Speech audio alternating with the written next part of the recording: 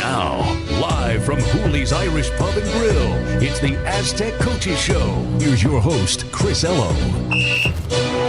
Aztec Nation, be heard. Welcome to Hooley's Irish Pub and Grill in the Grossmont Center, and welcome to the Aztecs Coaches Show on a Wednesday night. I am Ben Higgins, in for Chris Ello, who is down at Viejas Arena with Beth Burns and the women's basketball team tonight. But it is my pleasure and honor to be with the great Aztecs fans tonight, and head football coach Rocky Long, who joins us each and every week here at Hooley's Irish Pub and Grill. Coach, congratulations on another win, 6 in a row, 28-9 over Air Force on Saturday. Yeah, it's pretty nice. You go into a bye week with 6 straight wins. That's the only way to go into a bye week. Now, I wish we don't have a bye week, but since they gave it to us, we have to take it. It's a lot more fun to take a week off coming off a victory than a loss. That is certainly the case. And another impressive performance. Let's start the show by talking a little bit about the game against Air Force on Saturday. And for the 5th time in the last 6 games, the defense holding the opposition under 20 points. They have really turned a corner during this season. I don't know exactly what it is. Maybe you can kind of explain it to the Aztecs fans, but where the defense was at the start of the season and where the defense is now seems almost like night and day. Well, yeah, I mean, it's a simple answer. If you don't hold your own up front on both offense and defense, everybody else struggles. On offense, if you don't hold your own up front, you can't run the ball and you can't protect the quarterback. So the offensive line has to play good enough so that you have a running game and you can protect the quarterback. Well, it's the same on defense. Your linebackers can't be any good and your secondary can't be any good unless the defensive linemen hold their own. And early in the season, both on offense and defense, we were really young, but the offense seemed to mature. Our offensive line seemed to mature a lot faster than our defensive line. In the last 4 weeks, our defensive line's played really well. I mean, 5 weeks ago, they started playing well. The last 4 weeks, they played really well, and that allows your linebackers a chance to play well, which allows your secondary to play well. You've told me in the past that the triple option is the best offense ever devised, and it's really hard to get ready for that on a short week against Air Force. They run kind of a modified version of it, but it seemed like your kids were ready for that. Is that a function of having played Air Force and having played Navy and Army in the last couple of seasons, or you can explain it to us how they did so well? Well, I think it was all heart and effort because, to be honest with you, we didn't slow them down. They rushed for 320-some yards. I mean, that's a lot of yards. Now, wishbone teams do that, or triple option teams do that all the time. What our kids on defense did was play really, really hard, and in critical situations made some plays to keep them out of the end zone. And then we caused several turnovers that the offense took down and converted into points. I don't think you can get ready for that offense in 3 days. Now, we played Army much better. We really slowed them down, but we worked on them for about 3 or 4 days in training camp, and then we worked on them for 5 days before the game. So, I mean, if you give us 8 days, we'll play it a lot better than we did on Saturday. And the big play on the defense, Everett Bede picking up that fumble and running into the end zone. Did you think he was going to make it? That's my question. Well, the big guy from Air Force that was chasing him, he was pulling on him. And if Everett hadn't scored, he'd still be getting it from his teammates now. Because that guy chasing him was a big monster. And, I mean, if that guy catches you, you never hear the end of it. Linemen don't get many opportunities to score, and you've got to think that when he saw that end zone, that nothing was going to stand in his way. But big guy was gaining quickly near the end. That was a big play in the game. And we had real good pressure on the quarterback all day long when he was trying to throw, and he went back there and he tried to throw off his back foot, and he kind of got bumped and he dropped the ball, and Everett picked it up and ran it in. Let's talk a little bit about the offense. Again, the Aztecs establishing the ground game, and you've got the dual threat of Adam Uema, and on senior day, it's always nice to see a senior perform well in a 100-yard effort from Walter Casey. Yeah, going into the season, I told everybody that I thought that we weren't going to be as explosive as we were with Ronnie Hillman, but that we had a couple of 3 running backs by committee that would gain as many yards and score as many touchdowns. Well, we got 1 game left, and they've gained more yards, and they've scored more touchdowns. So the combination of the two of them has really been something special. But now I'm going to get back to this now. They're both really good running backs, and they run extremely hard, and they break tackles, and they make people miss. But if the big boys up front weren't blocking somebody, they wouldn't have a chance to do that. So the offensive line's been playing well, too. Get some questions for Coach Rocky Long. The phone numbers are 800-600-KOGO, 800-600-5646. You want to give us a call, or 858-569-TALK, 858-569-8255. Later in the hour, we can pass the microphone around here at Hooley's Irish Pub and Grill and take some questions from the Aztecs fans who've come out today.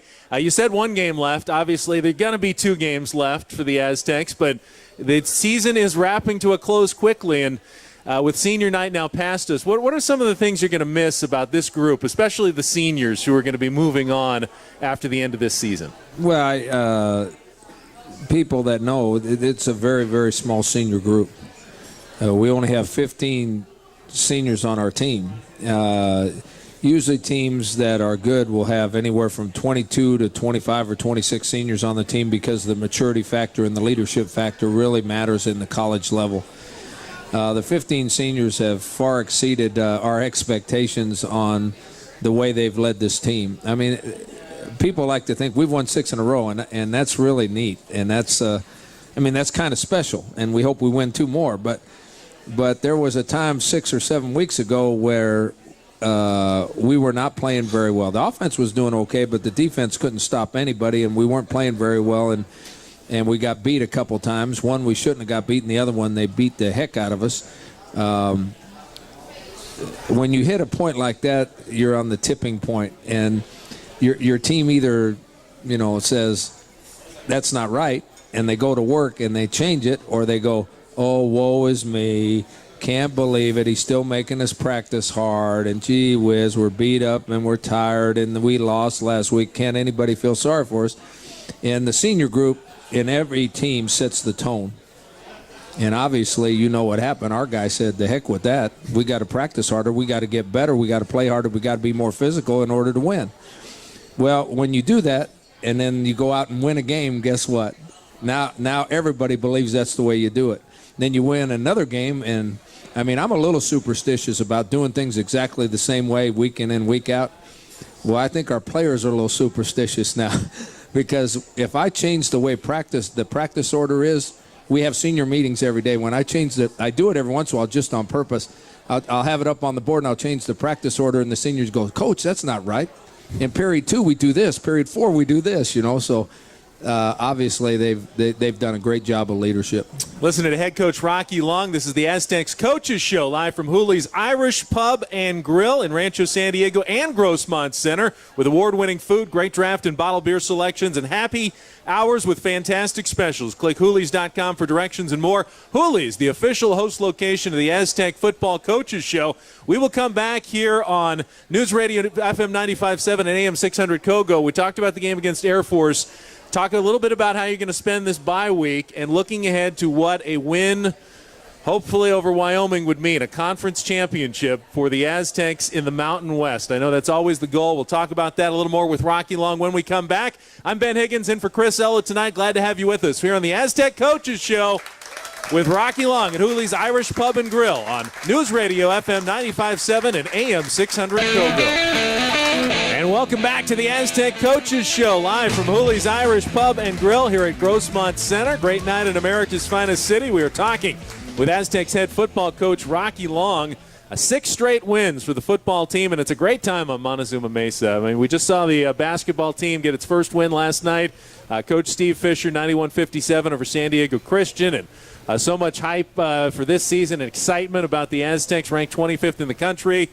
Beth Burns has a great team with some returning players. They're playing tonight against UC Irvine down at Viejas Arena, and hopefully another trip to the NCAA tournament for her squad. But the fall sport's still going. Volleyball's in first place. They're playing tonight. The soccer team, the women's soccer team, is already in the NCAA tournament with 1 win under their belt and playing Friday night. It's a good time to be in that building, isn't it, Coach? Well, it is. A lot of happy, smiley, coachy faces. Yeah, no, it is. And I think all sports feed on each other. I think when one team's doing well, it's much easier for another team to do well. And if you get all the teams doing well, it permeates the whole building. And I don't mean just attitude. Everybody's happier when you win, obviously. But you see teams working harder in the weight room, and you see them on the field practicing, and they seem to be practicing harder. I think it's an avalanche effect. I mean, I think it's a momentum effect, and it's good to be around when that's happening. Yeah, there's a competitive nature to these kids. I mean, they're athletes, and they want to do well, and they see one sport doing well, and they say, hey, we don't want to be the ones that let down the red and black, so we got to do just as well. And it's definitely, I think it's feeding on everyone. You might have a chance anytime this weekend to go catch a game, or is it all looking ahead to Wyoming on this bye week? How are you going to spend the couple days off that your team's going to get? Well, after the game on Saturday, we gave them Sunday and Monday off, and then, I mean, this is hard to explain because you do this on bowl preparation too. Our practice schedule usually goes Sunday as a real light practice. It's no pads. It's about 30 minutes. And then on Tuesday, we practice hard for about an hour and 45 minutes in full pads. And then on Wednesday, we practice hard for about an hour and a half in shells, which is shoulder pads and helmets. And then on Thursday, we practice in shoulder pads and helmets, but it only lasts for about an hour and 15 minutes, and there's very little hitting. Okay, so I hope this makes sense. So we gave them Sunday and Monday off, okay? We treated yesterday like Sunday. We treated today like Tuesday, and we're treating tomorrow like Thursday. Okay, and then we're going to give them Friday and Saturday off, and we're going to start up on Sunday again, but we're going to treat Sunday like Tuesday, and you see, it makes a lot of sense, right? Yeah. Tuesday like Wednesday, and so forth and so on. Since Thursday's Thanksgiving, we didn't think we should beat them up too bad on Thanksgiving, but they are going to practice. It does seem odd to have a bye this late in the season. I mean, you're already 11 weeks into this schedule, and now you get the week off. Most teams have already had their bye sometime earlier. Probably more ideal to get it somewhere around the middle, but I mean, if you get on a 6-game roll, you don't want to stop playing probably. It's a double-edged sword. I mean, if you got to pick your schedule, you'd pick it right in the middle. Your bye week would be right in the middle of the season. I don't know how we got a bye week after Game 11 before Game 12 in late November in Laramie, Wyoming. I don't know how that worked. It might take a week to get there. That's what they were thinking. So. maybe that's right. But so you would since you're on a roll and you've won 6 in a row and you got momentum, you'd much rather be playing this weekend. But since you have no control over the scheduling, you have to use it in a positive sense. And to be honest with you, we are a beat-up football team. We've got guys playing hurt, like everybody does. I'm not saying that we're more beat up than anybody else, but we have a lot of starters that are playing on pure heart and adrenaline that probably shouldn't be playing, and they're playing pretty hard and they're playing pretty well. This gives us a chance not to completely heal them, but they'll heal up a little bit and they'll be fresher for the last game, and hopefully that gets us over the top. Now, you're always worried about when you're not in the same routine and you don't play week after week that you'll lose something along the way. Now, I hope that's just attitude because we're going to practice the same. And I think the bye week is going to be good for about 5 or 6 of the guys on our team. They'll be able to play better in the Wyoming game. I know one of the guys who's beat up a little bit is Jake Feely, which seems hard to believe considering the level that he's been playing at. Mountain West Defensive Player of the Week 2 times now in the last month. But what's his status and how much is he going to be helped by a few days off? Well, I think he's going to be helped a lot. Now, we have kind of a rule on our team. The only guys that, if they're beat up, the only guys that are going to get to play in the game that go low reps or no reps are seniors. If you're an underclassman and you don't practice on a Tuesday or a Wednesday, you don't play on Saturday.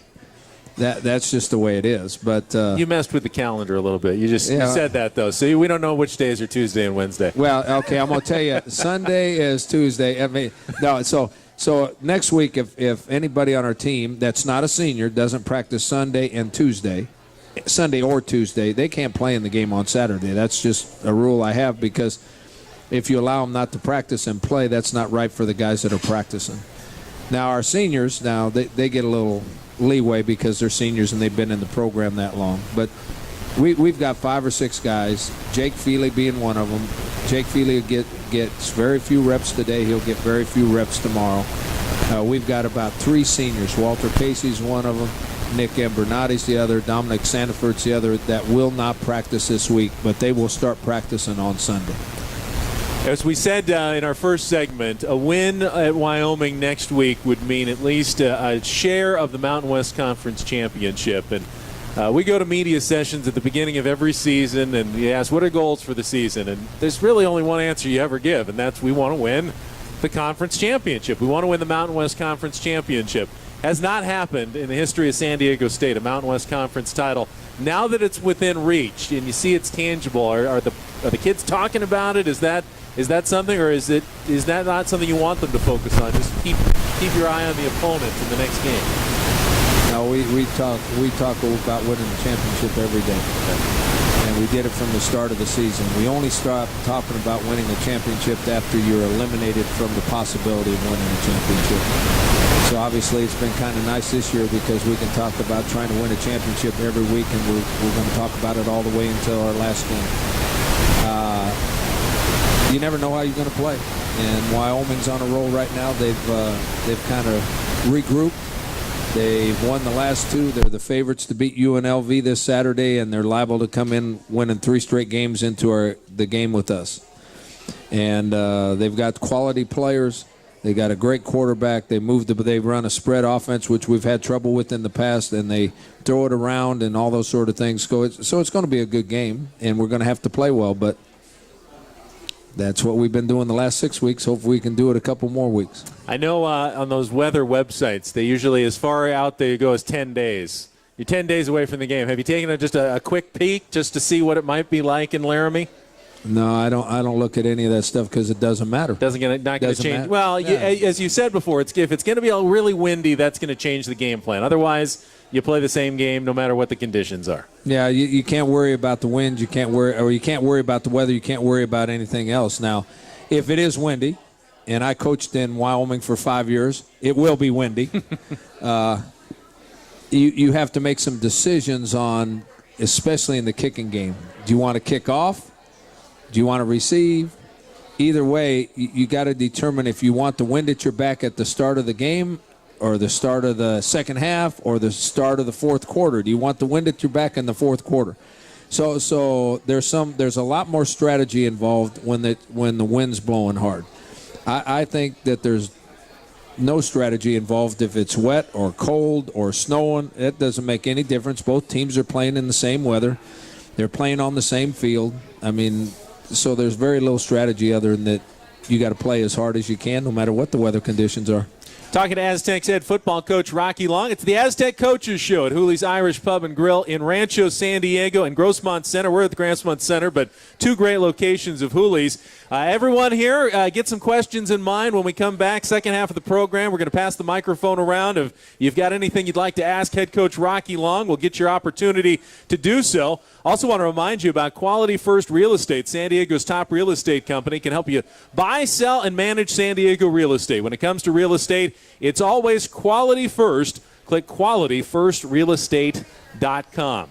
Some announcements this week about the future of the Big East, the new league that you're going to be going in next year. We can talk about some of the changes we'll see for the 2013 Aztecs as we look forward. You are listening to the Aztec Coaches Show. I'm Ben Higgins in for Chris Ello. Rocky Long is here. It is AM 600 Kogo and News Radio FM 95.7. We'll be right back. And we're back at Hooley's Irish Pub and Grill in Grossmont Center for the Aztec Coaches Show. Alongside Rocky Long, I'm Ben Higgins in for Chris Ello tonight, going until 8 o'clock here on News Radio FM 95.7 and AM 600 Kogo. Going to get out to the phone lines in just a moment, 800-600-5646. First, though, California Bank and Trust is proud to recognize San Diego State's outstanding student athletes. This week's California Bank and Trust Student Athlete of the Week is Aztec sophomore running back Adam Muema. Over 1,100 rushing yards, 12 straight consecutive games with a touchdown. The kid has a nose for the end zone, Coach. He just has a way to get into the paint, as they say. Well, he's a quick guy that's really strong. He's hard to knock down. He's hard to get a hold of, and if he gets a little seam in there, he accelerates through the seam, and that's why he scores touchdowns. Well, congratulations to Adam Muema, this week's California Bank and Trust Student Athlete of the Week. Going to pass around the microphone in just a moment, but first let's go out to the phone lines. We got William in San Diego who has a question for Coach Long. William, you're on News Radio FM 95.7 and AM 600 Kogo. Go ahead. Hey, Ben. Hey, Rocky. So the BCS powers that be have magnanimously bestowed upon the other 5 conferences a single slot in the new 6-bowl system starting in 2014. Is this better or worse than the current system? And any thoughts on this process? Good question, William, because that's exactly where I was going to go in this segment as well. You've got the group of 5 conferences that are not the SEC, the Pac-12, the ACC, the Big Ten, and the other one. And you've got the other 5 that the Big East are going to be a part of to get one automatic slot. I guess it's better than nothing, but what's your thought on that? I think it's better. I don't think it's right. I mean, I'm a proponent of having a playoff system so you really find out who the best team in the country is. But right now, the way it is by the BCS system, the only chance a non-BCS league team has to get into a BCS bowl game is they have to go undefeated. This way, it's going to be the best team out of those leagues, which means a team with 1 loss or 2 losses could end up in a BCS bowl game if they're the best team of the rest of them. I don't think it's right.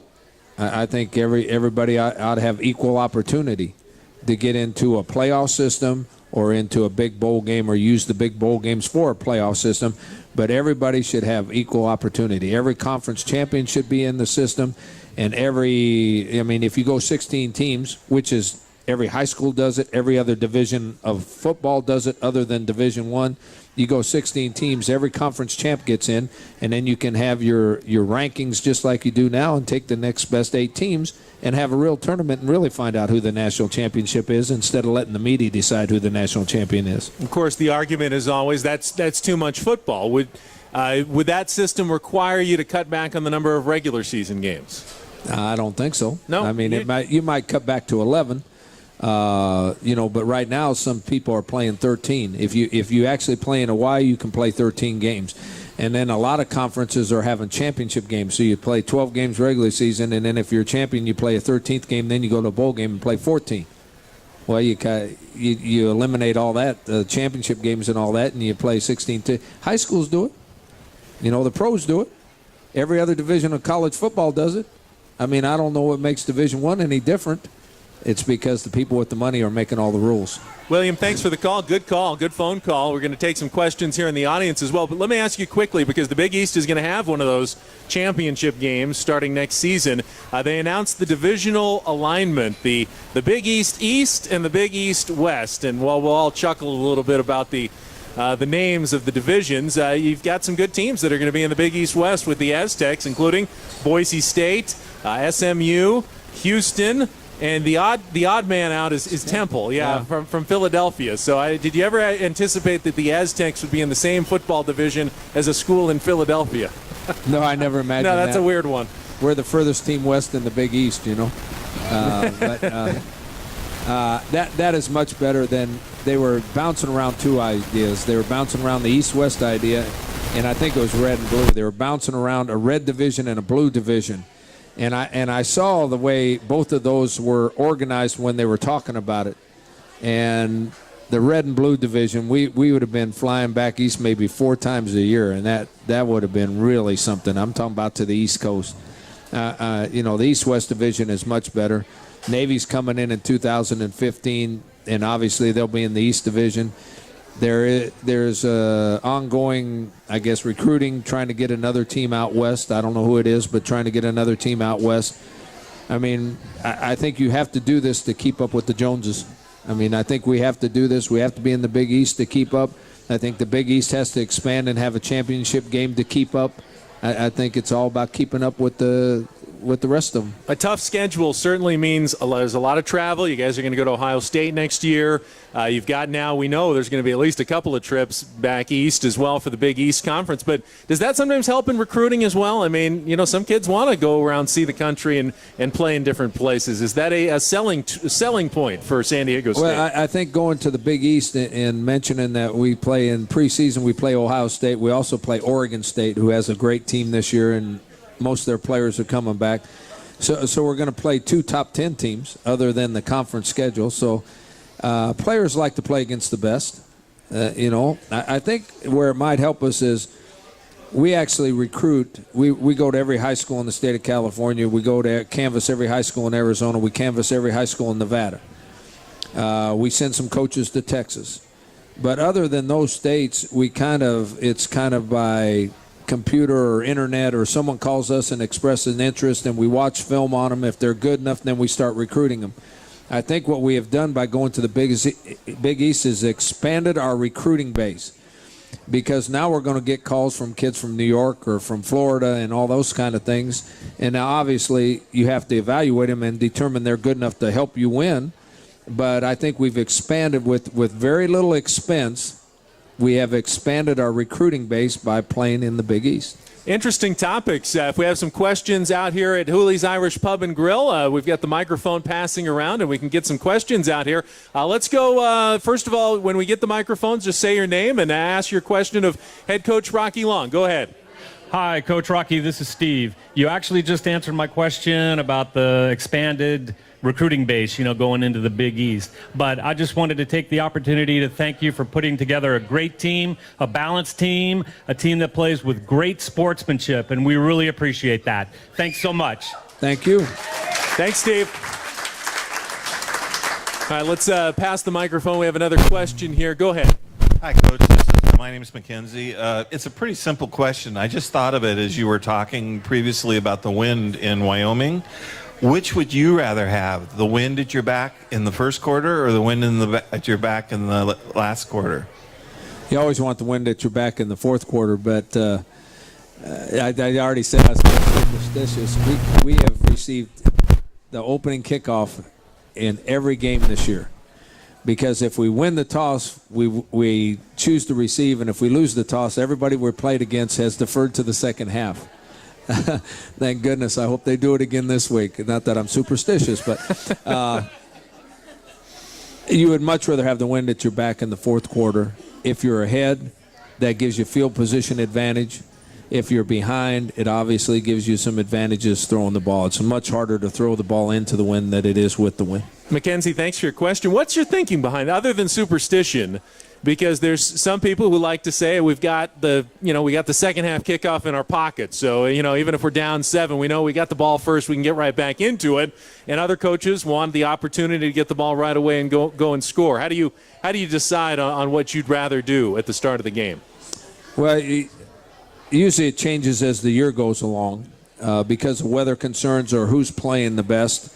Going into the season, I thought our offense was ahead of our defense. So when you go into the season, you want the best side of the ball to be out there first, to try to set the momentum into place or set the tone for the game. You wanted what you thought was the best part of your team out there. And at the beginning of the year, I thought the offense was ahead of the defense, which it turned out it was. Now, I'm not sure that's true now, but the offense is still performing well, so might as well give them the ball first as long as it keeps working. Why change a good thing? Exactly. We have any other questions here before we go to our break? All right, we're going to take a little time out here on the Aztec Coaches Show. We will be back, though. One more segment. We're going until 8 o'clock, live from Hooley's Irish Pub and Grill here in the Grossmont Center. We're live with head coach Rocky Long. I'm Ben Higgins in for Chris Ello. Stay tuned. More of the Coaches Show on News Radio FM 95.7 and AM 600 Cocoa. And we are live at Hooley's Irish Pub and Grill, the official sponsor of the Aztec Coaches Show with Rocky Long. Hooley's, home to famous corned beef tacos and other award-winning menu items, and the official host location of the Aztec Football Coaches Show. I'm Ben Higgins in for Chris Ello today. Chris will be back next Wednesday, and I'm sure you'll talk more about the matchup next week. But a quick little look ahead to the Wyoming Cowboys, Coach. The final regular season game, you're going to go up to Laramie. What have you seen from the Cowboys on film so far? What are you going to expect in this one? Wyoming, I think I've said this, they've kind of rolled into form. I think going into the season they had a lot of high expectations because they had a great quarterback coming back. They had a lot of experienced players coming back, and I'm sure they're disappointed they didn't play well early in the year. Well, here in the last 3 weeks, they've started to play really, really well, and they've won the last 2 games, and I know they're the favorite against UNLV this weekend. They're a spread team. They're 4 wide receivers most of the time. Sometimes there's 5 wide receivers out there. They spread you from sideline to sideline. I already mentioned the quarterback's really good. He scrambles around well, runs well with the ball, and really throws it well. So they're the kind of team we've struggled with on defense. Back 4 or 5 weeks ago, we struggled against those kind of teams. So they'll put that kind of pressure on us. Now, They're also pretty good up front on defense. Their front seven does a really good job against the run, and that's our forte, is to run the ball. So I expect that, we're on a 6-game winning streak with a bye week. Well, I expect them to be on a 3-game winning streak, playing at home, last game of the year. We'll see what the weather's like. It'll be their senior day. It'll be their last senior home day. Game, yeah. I expect them to give us the best they've got, and we better match their enthusiasm and their effort in order to have a chance to win. You coached in Wyoming earlier in your career. The altitude, is it really a factor? Is it played up? Is that something that makes a difference when you're up about 7,000 feet in Laramie? I don't believe it makes a difference within 24 hours, and you're not there to 24 hours. I mean, it might make a difference after you've been there for a day or two, but it's a funny deal. When I coached there, 2 years in a row, for whatever reason, we played the University of Hawaii. Okay? In the first year, the University of Hawaii was winning, and they actually won the game, and I never saw one of them act like they were tired. I never saw them put their hands on their knees. I never saw them ask for a substitute. I never saw them go to the sidelines and get an oxygen tank. Well, the next year they had to come back, and we jumped ahead of them 14-0. And the second quarter, they're begging for substitutes, and their hands are on their knees, and they're over there getting in the oxygen tank and all that stuff. So obviously it's attitude. It's all about attitude. At this time of year, the players are in good condition. They're in good shape. They've been playing football for 4 months almost. They're in good shape. It's just an attitude about it. And then after that game, should find out where your next destination will be. I'm sure you've talked about this a lot recently, but most people saying staying at home for the Poinsettia Bowl. Would you be happy with a matchup against BYU? Well, first of all, we'd love to stay home. We'd love to stay home because that means that all our good fans would be able to watch us play. I mean, I think that if we went off someplace, we'd have a lot of people follow us. But this allows everybody that's an Aztec fan to come see the game if we get to stay home. And I don't really care who you play, but I'd love to play BYU. Either way, you're going to get the extra practice sessions in that come with being a bowl team. Now, last year when you went to the New Orleans Bowl, you kind of got the short end of the stick because it was the very first bowl game of the season, if I remember correctly, and you only had really 1 week to get ready. Now, the Poinsettia Bowl's fairly early as well, but you at least maybe get a few extra days to get some of the kids who maybe didn't get as much work in during the season some extra practice time. Well, Ben, you hit it right on the head. It's a great adventure to go play in a bowl game, but it also is a huge benefit to your program if you don't have to play right away. You get 15 practice days leading up to a bowl game. Well, if they only give you 6 or 7, you have to use those 6 or 7 getting ready for the game. Totally getting ready for the game. If you have 14 or 15 or 16 days to get ready, guess what? The first 5 or 6 days, it's kind of, you veteran guys, you kind of go loosen up and let's take all the young guys and coach the heck out of them and let the young guys scrimmage each other, and they get a whole lot better. It's like an extra spring practice. They get a whole lot better in 6 or 7 days of practice. And then after that, you got 7 days before the bowl game. Then you go back to your routine where you have scout teams and the guys are going to play in the game, play and get ready to play the game. It really helps your football program if you're able to use all 15 days. And I would imagine that if you don't have to travel, that gives you maybe a little extra time to practice as well if you get to stay at home. Well, I mean, where else would you want to go besides San Diego? Right. Other than that, I think your players are more comfortable with the surroundings. They're practicing in the same place. They're in the same locker room.